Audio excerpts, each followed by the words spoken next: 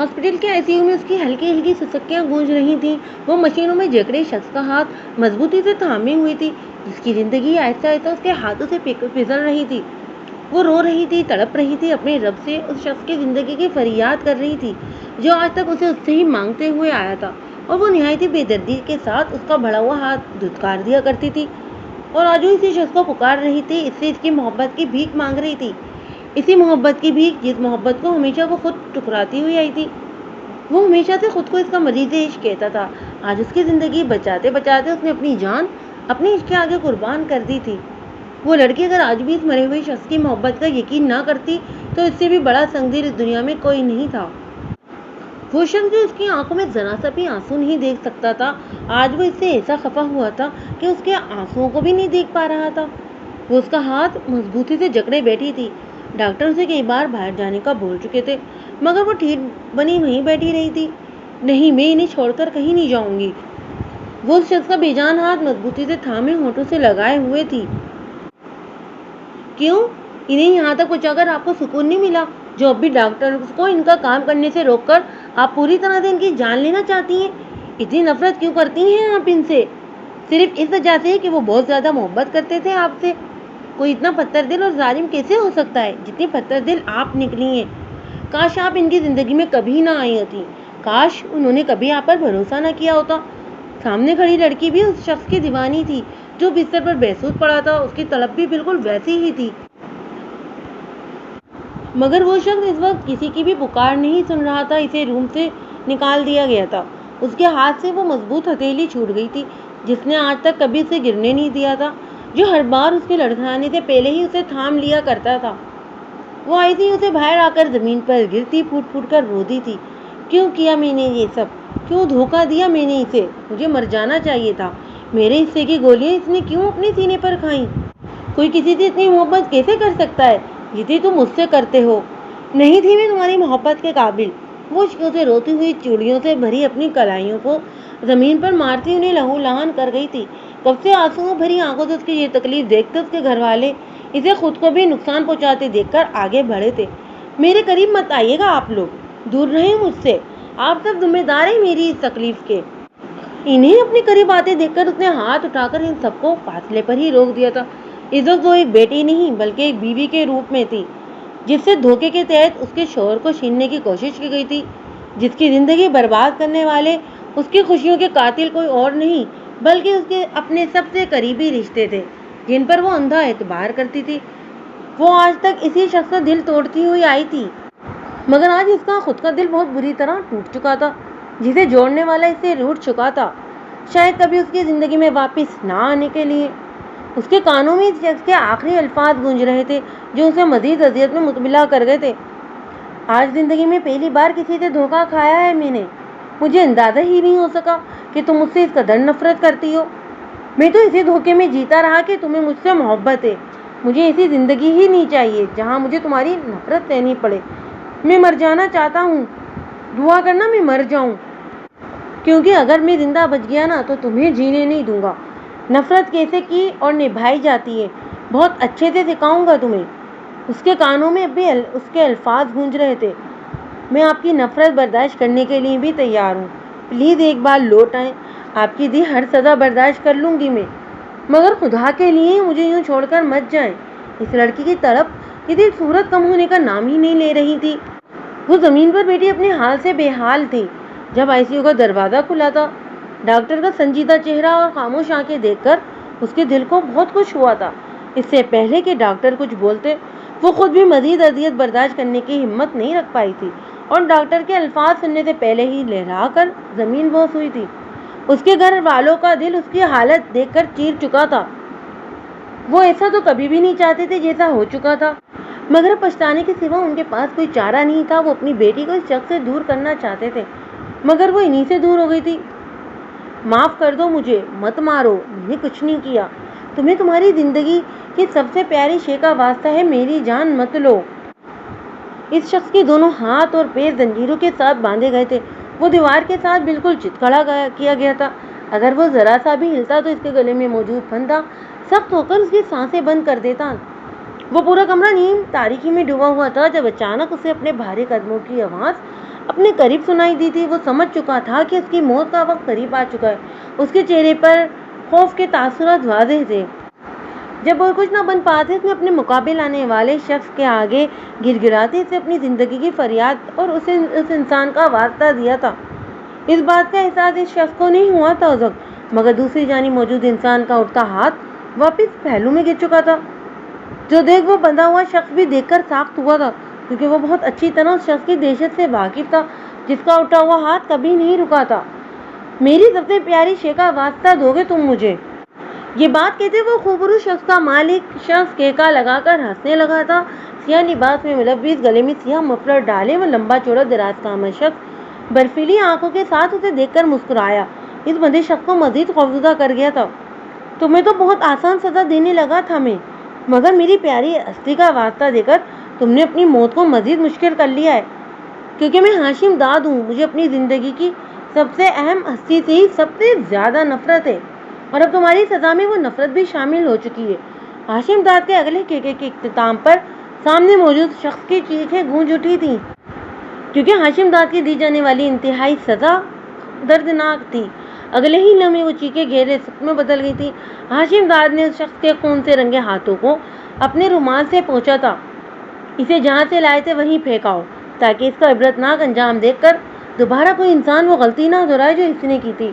ایک آخری قہر آلود نگاہ اس شخص پر ڈالتے ہاشم داد وہاں سے نکل گیا تھا۔ وہ ہاشم داد تھا جسے دنیا گینگسٹر کی حیثیت سے جانتی تھی، جو اب تک نہ جانے کتنے قتل کر چکا تھا، مگر اس پر ابھی بھی پولیس ہاتھ نہیں ڈال پائی تھی، کیونکہ بہت سارے عہدیداران اس کے ہاتھوں میں بکے ہوئے تھے۔ ہاشم داد کے نام سے تمام جرائم پیشہ افراد کی ٹانگیں تھر تھر کانپنے لگتی تھیں۔ انڈر ورلڈ کے ڈان سے اپنا گاڈ فادر مانتے تھے۔ اس سے آگے نکلنے کی کوشش آج تک جس نے بھی کی تھی، اس کا نام و نشان ہی مٹا دیا گیا تھا۔ لیکن ایک انسان ایسا بھی تھا جس سے وہ اب تک ٹکرا نہیں پایا تھا، جس کے آگے ہاشم داد کی اپنی پاور بھی نہیں چل پاتی تھی۔ وہ تھا اس کی اپنی ہی آرگنائزیشن کا بانی، اس کا باپ آغا ہاشم خان، جسے لوگ آغا کے نام سے پکارتے تھے۔ وہ اب بھی ان سب کا لیڈر تھا، مگر ہاشم داد اس کی نفرت اور دشمنی نے ان کے اپنے گروہ کو 2 حصوں میں تقسیم کر دیا تھا، کیونکہ دونوں کے کام کرنے کا طریقہ کار مختلف تھا۔ دونوں ہی ایک دوسرے کو برداشت نہیں کر پاتے تھے، جس کے نتیجے میں وہ ہمیشہ ایک دوسرے کو ختم کرنے میں لگے رہتے تھے، مگر اب تک اس جنگ میں کسی کو بھی جیت نہیں ہو پائی تھی۔ یہ آزاد کشمیر کے بہت ہی خوبصورت شہر کوٹلی کی ایک حسین صبح کا منظر تھا، جہاں سفید رنگ کے پیروں تک آتے فراق کو تھامے وہ لڑکی گیلی گھاس پر چلتی اداسی اور سوگواریت کی مکمل تصویر پیش کر رہی تھی۔ چٹیاں میں مکین اس کے سیاہ بال اس کی کمر پر بکھرے اس کے نازک سراپے میں مزید دلکشی کا اضافہ کر گئے تھے۔ وہ نزاکت سے چلتے پوری دنیا سے خفا معلوم ہو رہی تھی۔ اس کے پیروں میں موجود سفید خصے بھی گیلے ہو چکے تھے، جس پر خوف کا شکار ہوتی وہ اب ننگے پیر ہی آگے بڑھنے لگی تھی۔ جب اسی دوران اس کے ہاتھ میں موجود موبائل گنگنا اٹھا تھا، اس پر جگمگاتا نام دیکھ کر رضنا یوسف زئی کی آنکھوں میں نمی اتر آئی تھی۔ آئی مس یو پاپا، پلیز مجھے اپنے پاس بلا لیں، میں آپ سب کے بغیر نہیں رہ سکتی۔ فون آن کرتے ہی اس کی روحان سی آواز فون کے اسپیکر پر ابھری تھی۔ اس کی بات پر دوسری جانب موجود لوگوں کی آنکھیں بھی نم ہوئی تھیں۔ آج سے پہلے ان میں سے کسی نے بھی اپنے جگر کے ٹکڑے کو خود سے اتنی دور کبھی نہیں کیا تھا۔ بہت جلد میں اپنی پرنسس کو واپس بلا لوں گا، بس آپ تھوڑا سا صبر رکھو، یہ آپ کی پروٹیکشن کے لیے ہی تو کیا جا رہا ہے۔ اکمل یوسف زئی خود اپنی بیٹی کی جدائی کیسے برداشت کر رہے تھے، یہ بات کوئی ان کے دل سے پوچھتا۔ مجھے ایسی لائف نہیں چاہیے پاپا جس میں آپ سب میرے ساتھ نہ ہو۔ ازنا کو ان سب رہنے کی عادت ہی نہیں تھی۔ وہ اب تک اپنی پھپھو کے ساتھ ایک بیڈ پر ہی سوتی آئی تھی، اکثر کھانا بھی اپنی مما کے ہاتھ سے کھاتی تھی۔ اپنے بابا، تایا، ابو اور چاچو کے ساتھ ہر ویکینڈ پر شاپنگ اور ڈنر پر جانا، تائی اور چاچی کے ساتھ بیٹھ کر مووی دیکھنا، یہ سب لوگ اس کی زندگی کے بہت اہم جز تھے۔ وہ پچھلے 1 مہینے سے ان سب کے بغیر رہ رہی تھی، اس لیے اب اس کی حالت ٹھیک نہیں رہی تھی۔ وہ بار بار انہیں کال کر کے واپس گھر آنے کی ضد کر رہی تھی، جہاں اس کے لیے خطرہ ہی خطرہ تھا۔ میں جانتا ہوں میری ازنا بہت ہی سمجھدار بیٹی ہے میری، اپنے بابا کی بات کو بہت اچھے سے سنے گی بھی اور سمجھے گی بھی۔ آپ جانتی ہیں یہاں آپ پر کئی حملے ہو چکے ہیں، وہ لوگ آپ کی طاق میں بیٹھے ہیں۔ ان حالات میں ہم آپ کو کسی قیمت پر واپس نہیں بلا سکتے۔ ہم سب آپ کی جدائی تو برداشت کر سکتے ہیں، مگر آپ کو کوئی نقصان پہنچے وہ ہم نہیں دیکھ سکتے، اور شاید کچھ دنوں کے لیے ہم آپ کو کال بھی نہ کر سکیں۔ لیکن آپ نے پریشان نہیں ہونا میری بیٹی۔ اکبر نے یوسف زئی سے پیار سے سمجھاتے کال کاٹ گئے تھے، جبکہ ادنا نے بھیگی آنکھوں سے بند فون کو دیکھا تھا۔ بنا کسی قصور کے اپنوں کی جدائی کی سزا کاٹنی پڑ رہی تھی اسے۔ ادنا کو اس لمحے اس شخص سے شدید نفرت محسوس ہوئی تھی جس کی وجہ سے اسے یہ سب برداشت کرنا پڑ رہا تھا۔ اس کی دودھیا رنگت رونے کی وجہ سے بالکل گلابی ہو چکی تھی۔ رات کی گہری سیاہی ہر طرف پھیلی ہوئی تھی۔ روح کو خوفزدہ کر دینے والے جامد خاموشی کا راج تھا۔ ہڈیوں کو جما دینے والی شدید ٹھنڈ کی وجہ سے کوئی بھی بستر سے نکلنا تو محال ہی ہو رہا تھا، مگر ایسے میں کوئی ایک انسان ایسا تھا جو کسی بھی بات کی پرواہ کیے بغیر گھنے جنگل میں بس چلتا ہی چلا جا رہا تھا۔ اس کے چلنے کی وجہ سے ماحول میں ہلکا سا ارتعاش پیدا بھی ہو رہا تھا۔ اس کی زیرک نگاہیں چاروں جانب ٹکی ہوئی تھی۔ وہ بالکل چوکنا تھا کیونکہ یہاں کبھی بھی کچھ بھی ہو سکتا تھا۔ بڑے بڑے گھنے درخت کی جھکی ٹہنیاں چاند کی ہلکی سی روشنی میں بہت خوفناک معلوم ہو رہی تھیں، جن میں چھپے اس کے دشمن اس پر گن تانے ہوئے تھے۔ یہ جانتے ہوئے بھی وہ بنا خوف کھائے اپنی منزل کی جانب آگے بڑھ رہا تھا، جب اچانک کسی نے اوپر سے رسی پھینکی تھی جس کا شکار اس شخص کی گردن تھی۔ وہاں چھپے لوگوں میں اتنی جرأت تو تھی نہیں کہ وہ روبرو آ کر اس کا مقابلہ کر سکتے، جس کی لال انگارہ بھری آنکھوں کا وار سے نہیں ان کے لیے بہت مشکل امر تھا۔ ایک کے بعد دوسری رسی پھینک کر اس کی ٹانگوں کو بھی اپنی قید میں کر لیا گیا تھا۔ وہ لڑکھڑا کر نیچے گرا تھا۔ اس کے ہاتھ سے گن نیچے گری تھی کیونکہ گردن پر موجود رسی بہت سختی سے کھینچی گئی تھی۔ وہ پوری طرح کھانستا اس رسی سے نکلنے کی کوشش کر رہا تھا مگر ناکام رہا تھا۔ اسے بے بس ہوتا دیکھ کر وہاں چھپے اس کے دشمن اپنی بل سے باہر نکل آئے تھے۔ یہی تو چاہتا تھا وہ۔ چہرہ جھکائے کھانستے کھانستے اس کی وحشتناک آنکھوں میں ایک عجیب سی چمک ابھری تھی۔ وہ 10 کے قریب لوگ اس کے سر پر بندوق تانے اس کے قریب آ رہے تھے۔ اس کے چہرے اور آنکھوں میں ٹارچ لگا کر انہوں نے اس کا ہاشم داد کا ہونا کنفرم کیا تھا۔ اسے رسیوں میں باندھ چکے تھے مگر ابھی بھی ان کے چہروں پر ایک انجانا سا خوف تھا۔ انہیں یقین ہی نہیں آ رہا تھا کہ انہوں نے ہاشم داد کو اتنی آسانی سے کیسے قابو کر لیا۔ یہ شخص ہاشم داد ہے، اس کے معاملے میں ہم کوئی غلطی نہیں کر سکتے، یہ بندہ ہوا بھی ہم سب پر بہت بھاری پڑ سکتا ہے۔ وہ اسے ساتھ اپنے گھسیٹتے ہوئے آگے بڑھ رہے تھے جب ان لوگوں میں سے موجود نوریز ہاشم خان نے حقارت بھری نگاہوں سے اپنے بھائی کو دیکھتے ہوئے کہا تھا، اور اگلے ہی لمحے ایک گولی اس کے بازو میں پیوست ہو گئی تھی۔ اس کے وجود سے نکلتا خون نوریز ہاشم خان کو سکون دے گیا تھا۔ وہ نہایت ہی بے دردی سے اسے گھسیٹ رہے تھے۔ اس کے زخمی بازو سے خون بہت تیزی سے نکل رہا تھا جس کی ہاشم داد کو رتی برابر بھی پرواہ نہیں تھی، مگر درختوں کے پیچھے چھپی ہستی آنکھوں میں آنسو بھرے یہ اذیت برداشت نہیں کر پائی تھی۔ وہ اپنی ساتھ چھپے باقی ساتھیوں کو کچھ بھی سمجھنے کا موقع دیے بغیر ہاشم داد کے حکم کی خلاف ورزی کرتی درخت کی اوٹ سے نکل کر سامنے آتی ان لوگوں پر گولیاں برسانے لگی تھی۔ ہاشم داد نے خون آشام نگاہوں سے اس جذباتی لڑکی کو دیکھا تھا جو اس کی خاطر اپنی زندگی اور اس کا اتنا اہم پلان داؤ پر لگانے نکل پڑی تھی۔ ہاشم داد کا دل چاہا کہ سب سے پہلے اسی لڑکی کو گولی مار دے، پھر اپنے دشمنوں کو ختم کرے۔ ہاشم داد کے اشارے پر وہاں چھپے اس کے باقی ساتھی بھی باہر نکل آئے تھے۔ جس جنگل میں تھوڑی دیر پہلے خاموشی کا راج تھا، اس وقت وہ گولیوں کی بوچھاڑ پر ہولناک آوازوں سے گونج اٹھا تھا۔ ہاشم داد کو ایک سیکنڈ لگا تھا اپنی جرابوں میں چھپے خنجر نکال کر رسیاں کاٹ کر آزاد ہوتے ہوئے۔ رسی کی سخت رگڑ کی وجہ سے اس کی گردن پر گہرا زخم آ چکا تھا، اس کا بازو بھی شدید ترین زخمی ہو چکا تھا۔ مگر ہاشم داد کے لیے یہ چوٹیں بہت ہی معمولی تھیں۔ وہ اپنے وجود کو بالکل پتھر کر چکا تھا۔ اسے نہ ہی اب بیرونی چوٹ اذیت دیتی تھی نہ ہی اندرونی۔ ہاشم داد جیسے ہی پلٹا، نوریز کو خود پر فائر کرنے کو تیار پا کر اس کے ہونٹوں پر تلخی بھری مسکراہٹ ابھری تھی۔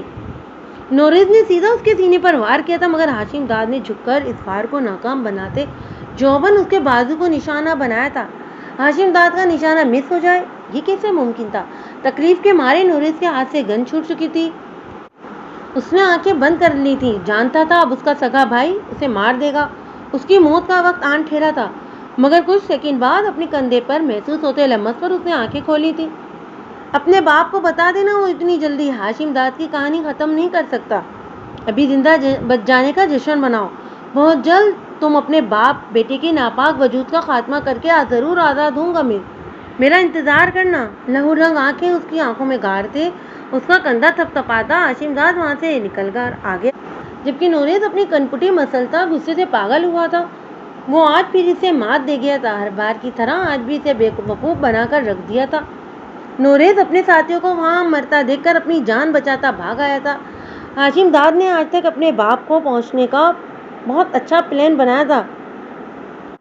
یہ لوگ اسے گھسیٹ کر وہیں لے جا رہے تھے، مگر بیچ میں فائقہ نے جو غلطی کر دی تھی اس کی وجہ سے سب کچھ گڑبڑ ہو گیا تھا۔ اب اس کی فائقہ کو کیا دردناک سزا ملنے والی تھی، وہ یہ سب سوچ کر اندر سے کانپ کر رہ گئے تھے۔ مگر فائقہ کو ذرا برابر بھی پرواہ نہیں تھی، وہ مطمئن تھی کیونکہ اس نے اپنے دل کی بات مان کر اپنے محبوب کو بچا لیا تھا۔ ہماری گڑیا کھانا کیوں نہیں کھا رہی؟ فردوس بیگم نے ادنا کو خالی پیٹ گھورتے دیکھ کر پیار سے پوچھا تھا۔ بھوک نہیں ہے مومانی جان، ادنا انہیں نرمی سے جواب دیتی وہاں سے اٹھائی تھی۔ وہ شروع سے ہی اپنے خاندان والوں کے ساتھ اسلام آباد میں رہتی ہوئی آئی تھی، مگر اب احتیاط کے پیش نظر انہوں نے اسے آزاد کشمیر اس کے ماموں کے گھر بھیج دیا تھا۔ یہ علاقہ دیکھنے کا شوق اسے ہمیشہ سے رہا تھا، مگر اس نے کبھی یہ نہیں سوچا تھا کہ اپنے پیاروں کو چھوڑ کر ان حالات میں اسے یہاں آنا پڑے گا۔ اس کے بابا، تایا، چاچو اور ماموں سب کی پولیس فورس میں افسر کے عہدے پر فائز تھے۔ ان سب کی بے بسی یہی تھی کہ اتنے بڑے عہدوں پر فائز ہونے کے باوجود ان کی اپنی لاڈلی چہیتی بیٹی کو سیکورٹی نہیں دے پا رہے تھے۔ ادنا کی سیفٹی کے لیے انہوں نے اسے اتنی دور اس کے ماموں ایس پی ارشد حمید کے گھر بھیج دیا تھا۔ ادنا کی یہاں موجودگی کے بارے میں صرف 2 خاندان والے ہی جانتے تھے۔ یہ خبر انہوں نے اپنے دشمنوں سے بہت زیادہ خفیہ رکھی ہوئی تھی، اگر ان کو ذرا سی بھی بھنک پڑ جاتی تو ادنا کی جان کو شدید خطرہ تھا۔ رحمت منزل، جس کا شمار اسلام آباد کی مہنگی ترین عمارتوں میں کیا جاتا تھا، اس میں رہنے والے یوسف زئی کے خاندان کے لوگ بھی کسی سے کم نہیں تھے۔ اعلیٰ حسب و نسب کے مالک وہ سبھی پڑھے لکھے لوگ تھے جن کے لیے ان کے خاندان کی عزت اور وقار سب سے اوپر تھا۔ ادنا یوسف زئی اکمل یوسف زئی کی اکلوتی بیٹی تھی، جس پر موت کا سایہ اس کے پیدا ہونے کے بعد سے ہی لہرانا شروع ہو گیا تھا۔ اکمل یوسف زئی نے کبھی نہیں سوچا تھا کہ ان کی دشمنی ان کی بیٹی کی زندگی کا ناسور بن جائے گی۔ ادنا رحمت منزل والوں کے لیے ان کے گھر کی رحمت اور ان سب کے دلوں کا قرار تھی۔ وہ خاندان کی اکلوتی لڑکی تھی، باقی سب لڑکے تھے۔ شاید یہی اس کا قصور تھا کہ وہ اس خاندان میں واحد لڑکی پیدا ہوئی تھی اور خاندان کی ساری دشمنیاں اپنے سر لے گئی تھی۔ گھر کے اندر موجود پولیس افسر بھی اس کی حفاظت کرنے میں ہمیشہ ناکام ثابت ہو رہے تھے۔ ہمیشہ ناز نخروں میں رہنے والی وہ نازک دوشیزہ اپنی زندگی کے ان بدلتے حالات پر خود سے ہی شدید خفا ہو چکی تھی، کیونکہ کہیں نہ کہیں وہ یہ سمجھتی تھی کہ یہ جو کچھ بھی ہو رہا ہے اس کے ساتھ اور اس کے خاندان والوں کے ساتھ، اس کی ذمہ دار وہ خود ہی ہے۔ مگر اس کے گھر والے اس سے اتنی محبت کرتے تھے کہ کبھی کسی نے ایک بار بھی اسے اس بات کا طعنہ نہیں دیا تھا۔ بڑے سے ہال نما کمرے میں موت کا سناٹا چھایا ہوا تھا۔ سربراہی کرسی پر بیٹھا ہاشم داد اپنے سامنے کھڑے لوگوں کو قہر آلود نگاہوں سے گھور رہا تھا، جن میں سر فہرست تھے فائقہ کاظمی، جو سر جھکائے اپنی انگلیاں مروڑتی ہوئی اندر سے بہت خوفزدہ تھی۔ تم نے میرے دشمنوں کے ساتھ مل کر مجھے مات دینے کی کوشش کی ہے۔ میرے گینگ میں مجھے کسی ایسے فرد کی ضرورت نہیں جس کے دل میں میرے دشمنوں کے لیے ہمدردی ہو۔ آج سے فائقہ کاظمی کو کوئی کام نہیں دیا جائے گا۔ تم دشمنوں کی طرف جانا چاہتی ہو تو تمہیں آج کا وقت ملے گا، ورنہ تمہیں 1 مہینے کے لیے میرے زندان خانے کی قید کاٹنی ہوگی۔ ہاشم داد نے فائقہ کو بہت بڑی سزا سنائی تھی۔ وہ اس کی وفاداری پر شک کر رہا تھا۔ وہ پتھر دل انسان اس کی محبت کو دیکھ کر بھی انجان بن رہا تھا۔ وہ اسے اپنے ساتھ نہیں رکھنا چاہتا تھا، وہ اسے اپنے دشمنوں کا خیر خواہ سمجھ رہا تھا۔ فائقہ کی آنکھوں سے آنسو ٹوٹ کر گرے تھے۔ مجھے کہیں نہیں جانا، میں یہیں پر قید کاٹ لوں گی۔ فائقہ مر کر بھی ہاشم داد کو چھوڑنے کا ارادہ نہیں رکھتی تھی۔ یہ شخص چاہے اسے جتنا بھی دھتکارتا، وہ مرتے دم تک اس کے وفادار رہنے والی تھی۔ وہ اپنی پہلے کی گئی غلطی کو دوبارہ نہیں دہرانا چاہتی تھی۔ وہ ایک بار اس شخص کی نظروں سے گر چکی تھی، دوبارہ نہیں گرنا چاہتی تھی۔ آج جو بھی اس نے کیا تھا وہ کمزور لمحے کی زد میں آ کر کیا تھا۔ وہ دشمنوں کی سپورٹر نہیں تھی، لیکن اس بات کا یقین وہ اس بے حس و جذبات سے آری انسان کو نہیں دلا سکتی تھی جو انسان نہیں ایک بیت تھا۔ اس کا جواب سن کر وہ اپنی جگہ سے اٹھا۔ اس کی دہشت دیکھ کر فائقہ کا دل کانپا تھا۔ جب وہ فائقہ کے قریب آتے اس کے بالوں کو اپنے مٹھی میں جکڑ گیا تھا۔ جو تم کر رہی ہو میرے آگے وہ سب بے سود ہے، مجھ سے کچھ نہیں ملنے والا تمہیں۔ تمہارے لیے بہتر یہی ہوگا کہ واپس لوٹ جاؤ، فائدے میں رہو گی۔ اس کی بالوں کو خودی کو بے دردی سے تھامتے وہ بولتا اتنے زوردار جھٹکے کے ساتھ دور پھینک گیا تھا۔ فائقہ منہ کے بل فرش پر جا گری تھی۔ کچھ دیر بعد اسے ہاشم داد کے بھاری قدموں کی آواز وہاں سے دور جاتی سنائی دی تھی۔ وہاں کھڑی رباب نے آگے بڑھ کر فائقہ کو اٹھایا۔ وہ سب اس دیوانی لڑکی کو سمجھا کر پاگل ہو چکے تھے، مگر وہ سدھرنے کا نام ہی نہیں لے رہی تھی۔ وہ دیوانی تھی ہاشم داد کی، مگر آج تک اسے ہاشم داد نے دھتکارنے کے سوا کچھ نہیں دیا تھا۔ فائقہ اچھے سے جانتی تھی کہ یہ شخص اسے کبھی بھی نہیں اپنائے گا، لیکن وہ اس دل کا کیا کرتی جو اس شخص کا دیوانہ تھا۔ اسے جو سزا سنائی گئی تھی وہ برداشت کرنا آسان نہیں تھی۔ زندان خانہ عام جیل کی طرح نہیں تھا، وہاں مختلف قسم کے زہریلے جانوروں کے ساتھ ساتھ گلے سڑے مادوں کی انتہائی بری بدبو پھیلی ہوئی تھی، جس کو 1 گھنٹے کے لیے بھی برداشت کرنا ناممکن تھا۔ مگر فائقہ کو وہاں 1 مہینے کے لیے رہنا تھا، کیونکہ اس نے ہاشم داد کے حکم کے خلاف جا کر اسی کا پلان ایک موقع پر خراب کر دیا تھا، اور یہ جرم چھوٹا تو بالکل بھی نہیں تھا۔ وہ شخص خود کو درندہ کہتا تھا اور کہلواتا بھی تھا۔ ہاشم داد جس بے دردی کے ساتھ اپنے دشمنوں کی کھال ادھیڑتا تھا، آج تک اس کے قتل کیے گئے لوگوں کی شناخت ممکن ہی نہیں ہو پائی تھی۔ پولیس والے ڈیڈ باڈی کو دیکھ کر پہلی نظر میں پہچان جاتے تھے کہ یہ شخص بھی ہاشم داد کی درندگی کا نشانہ بنا ہے۔ ہاں، مگر ایک شے جو ہمیشہ انسان کو چونکا دیتی تھی وہ ہوتی کم حیثیت اور بے ضرر لوگوں کے لیے ہاشم داد کی رحم دلی۔ ہاشم داد کے اندر بہت سارے علاقے آتے تھے جہاں کے لوگ بہت ہی زیادہ غریب اور سفید پوش تھے، لیکن ہاشم داد نے ان پر اپنی ایسی شفقت نچاور کی تھی کہ ان سب کے گھروں میں خوشحالی آ گئی تھی۔ ہاشم داد نے ان سب کو کاروبار مہیا کی تھی، اس علاقے میں فیکٹری قائم کی گئی تھی۔ جن لوگوں کو کوئی پوچھتا نہیں تھا، جس علاقے میں پہلے لوگ آنا پسند بھی نہیں کرتے تھے، اب لوگ وہاں آ کر رہنے لگے تھے۔ ہاشم داد کی دہشت ان لوگوں پر اب بھی قائم تھی، کیونکہ ہاشم داد دنیا والوں کے لیے چاہے جتنا بھی برا تھا، مگر ایک بات ضرور تھی کہ وہ کبھی کسی بے گناہ کو کچھ نہیں کہتا تھا۔ اس نے بہت سارے قتل بھی کیے تھے، لیکن آج تک کبھی کسی کا ناک خون نہیں بہایا تھا۔ مگر کوئی تھا جو ہاشم داد کو لوگوں کے سامنے بدنام کرنے کی کوشش کرتا تھا۔ وہ اپنے مقصد حاصل کرنے کے لیے ہاشم داد کا جو نام استعمال کر رہا تھا۔ اسی وجہ سے اکثر لوگ ہاشم داد کو بہت برا انسان سمجھتے تھے۔ وہ برا تھا، مگر صرف برے لوگوں کے لیے۔ برائی کا دیوتا بن کر وہ برائی کا خاتمہ کرنا چاہ رہا تھا۔ یہ ہاشم داد کا طریقہ کار تھا، جس سے وہ بہت خوش بھی تھا اور اپنے کام میں پوری طرح سے کامیاب بھی۔ لیکن اس کے دشمن اسے بھی کہیں زیادہ آگے کی چیز تھے، جو ہر وقت اسے مارنے کے لیے گھات لگائے بیٹھے رہتے تھے۔ مگر ہاشم داد آئے روز ان سے بھی آگے بڑھتا ہی چلا جا رہا تھا۔ یار پلیز، اتنی خوبصورت جگہ پر آئے ہیں ہم لوگ، تھوڑا سا تو مسکرا دو۔ ازنا کا ماموزاد آیان اسے لیے کوٹلی کی بہت ہی خوبصورت ویلی پر آیا تھا، جہاں مقامی لوگوں کے علاوہ بہت ساری سیاح بھی آتے جاتے نظر آ رہے تھے۔ وہ جگہ بہت زیادہ خوبصورت تھی۔ ازنا کا موڈ کچھ حد تک ٹھیک ہو چکا تھا۔ آیان بہت ہی خوش اخلاق اور کیئرنگ تھا۔ اس نے بھی اپنے بڑوں کے نقش قدم پر چلتے پولیس فورس جوائن کی تھی۔ وہ ازنا کو بہت زیادہ پسند کرتا تھا، جس کا اظہار وہ اپنے والدین سے بھی کر چکا تھا، مگر اسے ہر بار اپنے گھر والوں کی جانب سے خاموشی بھرا جواب ہی ملتا تھا۔ مجھے آئس کریم کھانی ہے۔ اتنی شدید ٹھنڈ میں بھی آئس کریم دیکھ کر ازنا کے گلابی لب جو ہے مسکرا اٹھے تھے۔ اسے شدید موسم میں آئس کریم کھانا بہت پسند تھا، اور ہر بار وہ ایسا کر کے شدید بیمار بھی ہو جایا کرتی تھی، لیکن پھر بھی اپنی شوق سے باز نہیں آتی تھی۔ بہت زیادہ ٹھنڈ ہو رہی ہے، آیان نے اسے منع کرنا چاہا تھا، مگر ازنا کے ذرا سے منہ بسوڑنے پر آیان فوراً آئس کریم لینے چل دیا تھا۔ وہ اس لڑکے کے چہرے کی مسکراہٹ واپس سے نہیں کھونا چاہتا تھا۔ ازنا ادھر لائٹ پرپل قمیص شلوار میں گرم شال کو اپنے گلے لپیٹے ہوا کی وجہ سے کیچڑ میں سے نکلتے بالوں کی لٹوں کو کانوں کے پیچھے ڈالتے ٹھنڈ سے کانپ رہی تھی، مگر پھر بھی اسے آئس کریم ضرور کھانا تھی۔ ازنا اپنی ہی دھیان میں کھڑی ہوئی تھی، جب اسے خود پر کسی کی نگاہوں کا گمان گزرا۔ اسے فوراً پلٹ کر چاروں جانب نگاہ دلائی تھی، مگر اسے وہاں موجود لوگوں پر اپنی مشغلوں میں نظر آئے تھے مصروف۔ یہاں تو کوئی مجھے جانتا بھی نہیں، یہ میرا وہم ہی ہوگا۔ ازنا سر جھٹکتی آیان کی جانب متوجہ ہوئی تھی، جو آئس کریم اٹھائے اسی کی قریب آ رہا تھا۔ تھینکس، ازنا اس کے ہاتھ سے آئس کریم کپ تھامتے ہوئے مسکرا کر کہا تھا۔ وہ جب آیان کی جانب مسکرا کر دیکھتی تھی، کسی کی قہر آلود نگاہیں ہر بار اس کی جانب اٹھتی تھی، جس کے بارے میں بے خبر ازنا آگے ہی بڑھ رہی تھی، جب اس کے پیر میں موجود پائل ٹوٹ کر اس کے پیروں میں چبھ گئی تھی۔ اوف، ازنا کے ہونٹوں سے سسکاری نکلی تھی۔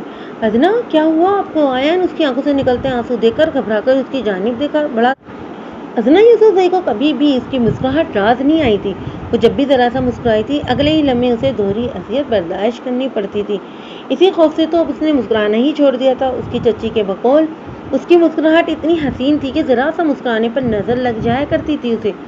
میرے پیر میں درد ہو رہا ہے، مجھ سے چلا بھی نہیں جا رہا۔ ازنا کی پیر کا کوئی نوکیلا حصہ اس کے پیروں میں چبھ گیا تھا۔ آیان فوراً اس کے پیر کی جانب جھکا تھا۔ اس سے پہلے کہ وہ اس کے گداز پیروں کو چھوتا، کسی نے دور سے ہی اس پر فائر داغا تھا جو آیان کے بازوؤں کو چیرتا دھوڑ نکل گیا تھا۔ ازنا کے ہونٹوں سے بے اختیار چیخ نکلی تھی۔ فائر کی آواز پر ارد گرد موجود لوگ گھبرا کر ادھر ادھر بھاگنے لگے تھے۔ ازنا نے آیان کے بازو سے نکلتے خون کو دیکھ کر گھبرا کر سامنے دیکھا تھا، جہاں اسے اپنی جانب بڑھتے شخص کو دیکھ کر ازنا کی اپنی سانس رکتی محسوس ہوئی تھی۔ وہ شخص چلتا ہوا اس کے قریب آ رہا تھا۔ ازنا تم جلدی سے چلو میرے ساتھ۔ آیان نے ازنا کی جانب ہاتھ بڑھایا تھا، جس پر ازنا نفی میں سر ہلاتی اسے اپنا ہاتھ دینے سے انکاری ہو گئی تھی۔ پہلے ہی سامنے سے آتا شخص اس کی جانب ہاتھ بڑھانے کے جرم میں آیان پر گولی چلا چکا تھا۔ اگر وہ اس کا ہاتھ تھام لیتی تو اس جنونی شخص نے بنا کوئی لحاظ کیے آیان کو تو جان سے ہی مار دینا تھا، جو ازنا کسی بھی قیمت پر افورڈ نہیں کر سکتی تھی۔ ازنا کے یوں پیچھے ہونے پر آیان نے بے یقینی سے اس کی جانب دیکھا تھا، جو یکٹک سامنے کھڑے ہی شخص کو تکے جا رہی تھی، جو اپنے چہرے کو نقاب میں چھپائے دونوں ہاتھوں میں گن تھامے زمین پر فائر کرتا ہر طرف گرد و غبار اڑاتے اس کی جانب بڑھ رہا تھا۔ آیان نے آگے بڑھنا چاہا جب دو نقاب افراد نے پیچھے سے آتے اسے اپنی گرفت میں جکڑ لیا تھا۔ میں چھوڑوں گا نہیں اس کو، ایسی عبرت کا نشانہ بناؤں گا کہ آئندہ اپنے باپ کے نام سے بھی کانپ اٹھے گا۔ جیسا سلوک اس کی ماں کے ساتھ کیا تھا نا، وہی حال اس کے ساتھ کروں گا۔ آغا ہاشم سے مقابلہ کرنے کا بہت شوق ہے اسے، اب میں اس کے یہ سارے شوق پورے کروں گا۔ آغا ایک بار پھر سے ناکام ہو جانے پر غصے سے پاگل ہو گیا تھا، کیونکہ ہاشم داد نے نہ صرف اس کے سارے آدمیوں کو مار ڈالا تھا بلکہ اس کے 2 منشیات کے اڈوں کو بھی آگ لگوا کر اس کا بہت زیادہ نقصان کر دیا تھا۔ اسی وجہ سے اس کی چیخ و پکار جاری تھی۔ اس کا بس نہیں چل رہا تھا کہ اپنے بیٹے کے ٹکڑے ٹکڑے کر کے کتوں کو ڈال دے۔ جب اسی لمحے نوریز نے وہاں قدم رکھا تھا، جب جانتے ہو کہ ہر بار ہار جاتے ہو اس سے، تو کیوں اپنا نقصان کروانے پر تلے ہو؟ اپنی اوقات میں رہو، وہ کچھ نہیں کہے گا تمہیں۔ اپنے باپ کے منہ سے اپنی ماں کا ذکر سنتے نوریز نے نفرت آمیز نگاہوں سے باپ کو ٹوکا تھا۔ نہیں، اب ایسا نہیں ہوگا، اب کی بار اسے میرے آگے گھٹنے ٹیکنے ہی ہوں گے۔ آغا شراب کا گلاس اٹھا کر ہونٹوں سے لگاتے مکرم مسکراہٹ کے ساتھ بولا تھا۔ کیوں، اب ایسی کون سی طاقت تمہارے ہاتھ لگ گئی؟ نوریز نے سوالیہ نگاہوں سے اپنے باپ کی جانب دیکھا تھا۔ طاقت نہیں ہے، کمزوری، ہاشم داد کی کمزوری، وہ بھی ایک لڑکی کے روپ میں۔ ازنا یوسف زئی کو اس کے گھر سے اٹھواؤں گا میں اب، پھر خود ہی اپنی بیوی کو لینے سر کے بل چلتا ہوا آئے گا۔ آغا کی بات ابھی ختم بھی نہیں ہوئی تھی جب نوریز کو شدید قسم کی ہنسی کا دورہ پڑا تھا، اور پھر وہ ہنستا ہی چلا گیا تھا۔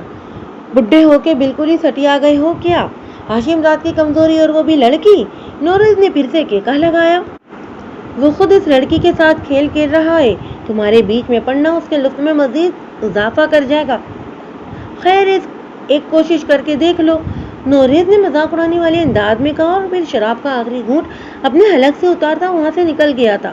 آغا ہاشم خان دنیا کا وہ بدقسمت انسان تھا جس نے نہ ہی اپنی اولاد کو اپنی شفقت اور محبت سے نوازا تھا اور نہ ہی ان کی اچھی تربیت کی تھی، بلکہ وہ تو پہلے دن سے ہی ایسے وارث چاہتا تھا جو اس کے نقش قدم پر چل کر اس کے نام کو آگے بڑھائے۔ وہ ہمیشہ یہ سب زرداد سے چاہتا تھا، مگر زرداد اپنی ماں کی وجہ سے اس کی طرح بے ضمیر اور بے غیرت نہیں بن سکا۔ اس کی ماں اس کے ساتھ بہت کم عرصہ رہی تھی، مگر جتنا وقت بھی رہی تھی زرداد کو بہت کچھ سکھا گئی تھی۔ اپنی ماں کے پڑھائے گئے اصول اس کے دماغ کی سلیٹ پر دھندلے ضرور ہو چکے تھے، مگر وہ ابھی تک مٹے نہیں تھے۔ جبکہ نوریز اپنی ماں کی شفقت اور محبت سے بالکل ناپیلی تھا، وہ صرف وہی ساری باتیں سچ مانتا تھا جو اس کے باپ نے اسے بتائی تھیں، اور وہ اپنے باپ کے ساتھ مل کر اپنے بڑے بھائی کا دشمن بن چکا تھا۔ نوریز زرداد کو کئی بار نقصان پہنچانے کی کوشش کر چکا تھا، مگر زرداد نے آج تک اسے کچھ نہیں کہا تھا۔ وہ ہر بار اسے بنا نقصان پہنچائے آزاد چھوڑ دیتا تھا، کیونکہ اس کی ماں کی دی گئی قسم ہر بار زرداد کو جکڑ لیتی۔ آغا زرداد کی یہ کمزوری نوٹ کر چکا تھا، اس لیے وہ ہر بار اس کے مقابل نوریز کو ہی بھیجتا تھا، خود کبھی نہیں جاتا۔ کہیں نہ کہیں وہ بھی ہاشم داد سے خوف کھاتا تھا۔ وہ یکٹک سامنے کھڑے شخص کو تکے جا رہی تھی، جو اپنے چہرے کو نقاب میں چھپائے دونوں ہاتھوں میں گن تھامے زمین پر فائر کرتا ہر طرف گرد و غبار اڑاتے اس کی جانب بڑھ رہا تھا۔ آیان نے آگے بڑھنا چاہا جب 2 نقاب پوش افراد نے پیچھے سے آتے اسے اپنی گرفت میں جکڑ لیا تھا۔ ازنا کے ارد گرد اس شخص نے مٹی کے ایسے اڑا کر رکھ دی تھی کہ وہ کسی کو دکھائی نہیں دے رہی تھی۔ ازنا اپنے چہرے پر دونوں ہاتھوں کی ہتھیلیاں جمائے تھر تھر کانپ رہی تھی۔ آئس کریم کپ کی زمین بوس ہو کر مٹی کا حصہ بن چکی تھی۔ پیر میں چبھی پائل کا ہوش بھول چکا تھا۔ اسے یاد تھا تو بس یہی کہ وہ کچھ ہی دیر میں ظالم اور بے حس انسان کے قبضے میں جانے والی تھی۔ वो वैसे ही खड़ी थी जब उस शख्स ने झुककर अदना को अपनी बाहों में उठाया था और उसे लिए वो पहाड़ी उतरता हुए के निचले हिस्से की जानिब बढ़ गया था, जहाँ बहते पानियों के खुशक पत्ते, खुशक खित्ते में खूबसूरत सा फूलों से सजा लकड़ी का तख्त रखा गया था। अदना की आंखें बंद थीं, अपने वजूद पर महसूस होती मजबूत गिरफ्त। वो इस लम्हे हिल भी नहीं पा रही थी। इसे शदीद खौफ महसूस हो रहा था, इसलिए कि चारों जानिब से इस शख्स के आदमी उसको घेर चुके थे। ना कोई अंदर आ सकता था और ना ही वहाँ से मौजूद कोई शख्स बाहर जा सकता था जब तक वो खुद यहाँ से ना निकल जाता। लोगों के कानों में उसके नाम की भंग पड़ चुकी थी। उसकी दहशत ही इतनी थी कि जो जहाँ था वहीं जमकर रह गया था। किसी ने भी अपनी जगह से हिलने की कोशिश नहीं की थी। इसे वहाँ लाते इस शख्स ने पूरी कुव्वत के साथ तख्त पर पटक दिया था। अदना का सर पूरी तरह तख्त के किनारे से टकराया था। शदीद खौफ के ज़ेरे असर अदना की रूह तक कांप उठी थी। अदना ने तख्त पर विषय मीटर्स की उदास सतह को अपनी मुट्ठियों में सख्ती से दबोच लिया था। इस शख्स की गर्म सांसें अपने चेहरे पर महसूस करते अदना को अपना हार्ट फेल होता हुआ महसूस हुआ था। किससे पूछकर यहाँ आई हो? उसके इर्द गिर्द हथेलियां जमा था, उस पर झुक आया था। अदना कोहनियों के बल ऊपर उठने की कोशिश कर रही थी। उसकी खुद पर खड़ी वहशतनाक आंखों ने अदना की सांस रोक दी थी। ये शख्स हर बार ही आकर इस पर ऐसे ही धोख जमाता था और वो खौफ के मारे कुछ नहीं कर सकती थी। इस वक्त भी वो उसकी जानिब देखने से गुरेज़ा दरमियानी फासला बरकरार रखने की कोशिशों में थी। मैं कुछ पूछ रहा हूँ तुमसे। अगले ही लम्हे वो उसकी सरायदार हसीन गर्दन को अपनी मुट्ठियों में दबोचे अपने से करीब तर करता धारा था। आपसे बचाकर मुझे यहाँ भेजा गया है, अदना ने डरते डरते जवाब दिया, जिसके जवाब में दूसरी जानिब मौजूद शख्स इस लड़की की नादानी पर इस्तेज़ाई अंदाज में केका लगाता हंस पड़ा था। अदना ने आंखें खोलकर उसकी जानिब देखा था, जिसकी अब भी सिर्फ आंखें वादी थीं, लेकिन अगले ही लम्हे इसकी आंखें लाल हुई थी, जैसे कि वो अभी के अभी उसकी जान निकाल लेगा। मुझसे तुम नहीं बच सकती, ये बात अपने छोटे से दिमाग में बिठा लो। अगर दोबारा किसी नामहरम के साथ नजर आई तो इस शख्स के तो टुकड़े टुकड़े करके आग लगा दूंगा मैं, मगर बख्शिश तुम्हारी भी नहीं होगी। मेरे कहर को आवाज़ मत दो, वरना बेमौत मारी जाओगी। उसके जबड़े और गर्दन को अपनी सख्त तरीन गिरफ्त में जकड़े हुए शख्स इस वक्त अदना को किसी बहरहम दरिंदे से कम महसूस नहीं हुआ था। मुझे इंसान समझने की भूल मत करना, मैं हैवानों से भी बदतर हूँ। इंसानियत नहीं है मुझ में, किसी किस्म की भूल में मत रहना तुम। वो शख्स इसके वजूद पर अपनी बहराए उंगलियों के निशान छोड़ता वहाँ से निकल गया था, जबकि अदना जिद भरे अंदाज में अपना चेहरा दोनों हथेलियों में छुपाए फूट फूट कर रो दी थी। अल्लाह जी प्लीज़, अगर मेरी ज़िंदगी में आगे यही शख्स लिखा है तो मुझे मौत दे दे, मुझे नहीं रहना इस दरिंदे के साथ। अदना को यूँ महसूस हो रहा था कि इसकी ज़िंदगी आहिस्ता आहिस्ता मज़ीद मुश्किल होती जा रही थी। सर, आगर की मंशियात से भरे 10 ट्रक आज अफगानिस्तान के बॉर्डर से पाकिस्तान में दाखिल होने। वो पिछले 1 साल से मुख्तलिफ तालमी इदारों में ये मंशियात सप्लाई कर रहा है। ये इदारे इस बार इस बुराई के खिलाफ आवाज़ उठा चुके हैं, मगर उसे हर बार ही दबा दिया जाता है, क्योंकि आगा ऊपर बैठे अफसरान के पेट भर रहा है। बॉर्डर से वो मंशियात के ट्रक बिना चेक किए अंदर आ जाएंगे, क्योंकि वहाँ मौजूद पूरा अमला भी बिक चुका है। सफदर ने सारी तफसीलात हाशिम दाद तक पहुँचाई थी। पिछले 1 हफ्ते से इसे यही टास्क मिला हुआ था। पिछले 1 साल के दौरान 500 के करीब नौजवान इस नशे की जद में आकर अपनी जान गंवा चुके थे और हज़ारों की तादाद में स्टूडेंट मजीद इस लानत की लपेट में थे। वहाँ के लोग अब हाशिम दाद की मदद के तलबगार थे ताकि इस अजाब से अपने बच्चों को निकाल सकें। आहिस्ता आहिस्ता तमाम इदारों का माहौल ख़राब हो रहा था। अपने आदमियों की एक टीम बनाकर बॉर्डर की जानिब रवाना कर दो, जैसे वो ट्रक अंदर हो वहाँ मौजूद तमाम हमले समेत उन ट्रकों को उड़ा दो। हाशिम दाद के हुक्म पर सफदर से रसाबत में हिलाता तेजी से वहाँ निकल गया था। अपने रूम में जाकर तैयार होते हाशिम दाद की सियाह आंखों में एक भूख थी, अपने शिकार को मात देने की भूख। अपने चेहरे के गिर्द सियाह रंग का रुमाल बांधे वो वहाँ से निकल आया था। शहर के बीचों बीच पोश इलाके में भीड़ों से ढके इस खूबसूरत से बंगले का गेट फैलाकर अंदर दाखिल होते उसने अपनी जेब से गन निकाल ली थी। घर का निचले हिस्सा जो है बिल्कुल खाली था, जबकि टेबल के एन वसत में रखा लड़के का पर्स और दुपट्टा हाशिम दाद के माथे की शक्लों में इजाफा कर गया था। वो सीधा सीढ़ियों की जानिब बढ़ा था जब पहले रूम से ही उसे केकों की आवाज़ आती सुनाई दी। उसने दरवाजे पर जोरदार जब लगाते उसे खोल दिया था, जब सामने का मंजर देखकर उसके चेहरे के तासुरात मजीद गज़बनाक हुए थे। वहाँ का एजुकेशन मिनिस्टर जो आगर के साथ मिला हुआ था और इसी की वजह से इतने सारे स्टूडेंट्स मनशियात के आदी होकर अपनी ज़िंदगियों से हाथ भी धो बैठे थे, और वो खुद आए रोज़ किसी नई लड़की के साथ अपने बंगले पर पाया जाता था। कौन हो तुम? मेरे घर में क्या कर रहे हो? اس کے ساتھ بستر پر موجود لڑکی کمبل اٹھاتی اپنے گرد اڑ گئی تھی۔ تمہاری موت! زرداد نے اپنی مٹھیاں بیچیں دونوں پر گولیوں کی برسات کر دی تھی۔ یہ لڑکی کوئی اور نہیں، ایک جانی مانی فنکارہ تھی جس کے 2 بچے بھی تھے اور وہ اپنے شوہر کی آنکھوں میں دھول جھونک کر یہ سب کر رہی تھی۔ یہ منظر زرداد کو اپنی دردناک ماضی کی یاد دلا گیا تھا۔ اس نے سختی سے آنکھیں میچی، دونوں گنز کی گولیاں ان دونوں پر خالی کر دی تھیں۔ ان دونوں کی لاشیں خون میں نہا گئی تھیں۔ زرداد وہاں سے نکل آیا تھا مگر خود کو ان سب سے نہیں نکال پایا تھا۔